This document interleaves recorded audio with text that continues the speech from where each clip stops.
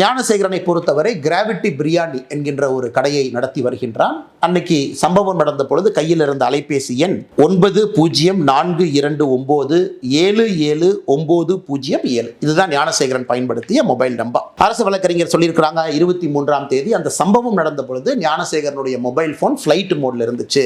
8:52 வரை நைட்டு அது ஃபிளைட் மோட்ல இருந்துச்சு. உண்மைதான், அது ஃபிளைட் மோட்ல தான் இருந்துச்சு. சிடிஆரும் அதைத்தான் சொல்லுது. நான் இன்னைக்கு தொடர் கேள்விகள் திமுக அரசு குறிப்பாக முதலமைச்சர்கிட்ட கேட்கிறேன். முதலமைச்சர் வீட்டில் பெண் குழந்தைகள் இருக்கிறாங்க.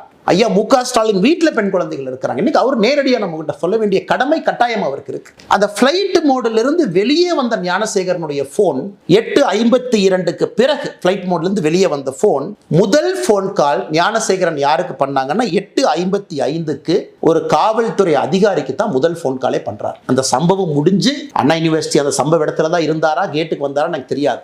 8:55க்கு ஞானசேகரனுடைய தொலைபேசியில் இருந்து ஒரு போலீஸ் ஸ்டேஷனை நிர்வகிக்கக்கூடிய ஸ்டேஷன் ஹவுஸ் ஆஃபீஸர், அந்த ரேங்கில் இருக்கக்கூடிய சப் இன்ஸ்பெக்டர், இன்ஸ்பெக்டர் ரேங்கில் இருக்கக்கூடிய அதிகாரிக்கு சம்பவம் முடிந்த பிறகு முதல் போன் கால் ஞானசேகரன் பண்றான். காவல்துறையின் மீது பெரும் மதிப்பு நான் வைத்திருக்கின்றேன் எல்லாருக்கும் தெரியும். அன்னைக்கு அந்த காவல்துறை அதிகாரினுடைய பெயரையும் அவர் பதவியும் அவருடைய மொபைல் நம்பரை இன்னைக்கு நான் வெளியிடல. 48 மணி நேரம் கழித்து அரசு என்ன பதில் சொல்றாங்கன்னு பார்த்துட்டு நான் வெளியிடுறேன்.